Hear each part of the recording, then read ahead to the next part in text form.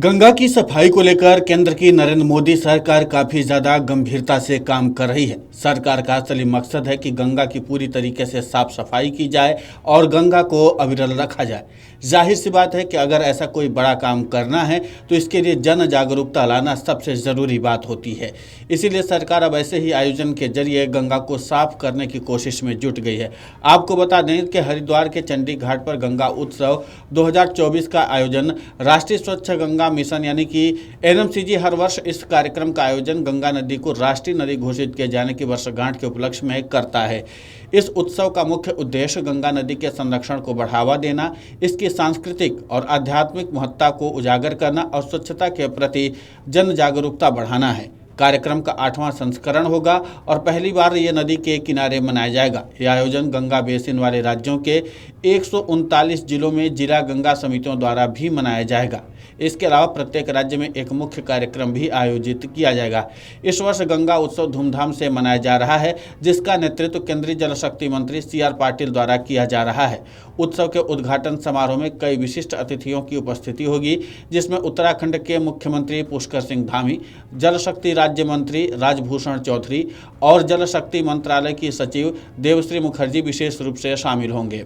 इसके अलावा केंद्र व राज्य सरकारों के कई अन्य महत्वपूर्ण अतिथियों के भी इस कार्यक्रम में उपस्थित होने की संभावना है। यह आयोजन BSF के सहयोग से आयोजित होने वाले आगामी गंगा महिला राफ्टिंग अभियान के फ्लैग ऑफ समारोह का भी हिस्सा होगा।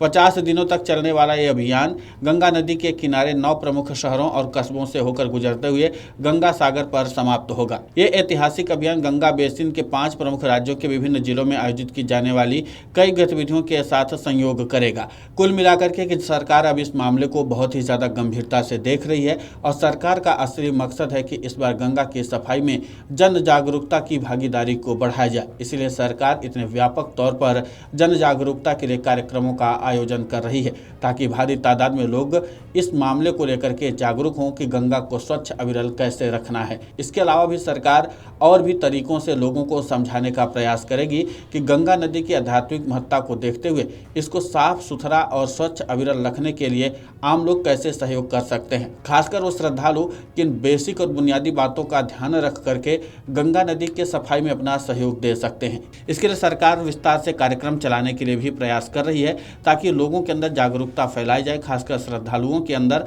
ताकि वो गंगा में स्नान करते समय या इसके अलावा अपनी पूजा अर्चना के दौरान उन बुनियादी बातों का ध्यान रखें, जिससे गंगा की स्वच्छता को और भी ज़्यादा बल मिल सके। Video desk अमरउजाला.com।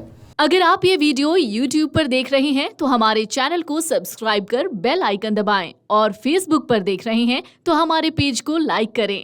8 million plus subscriber, आपके इस भरोसे के लिए बहुत धन्यवाद।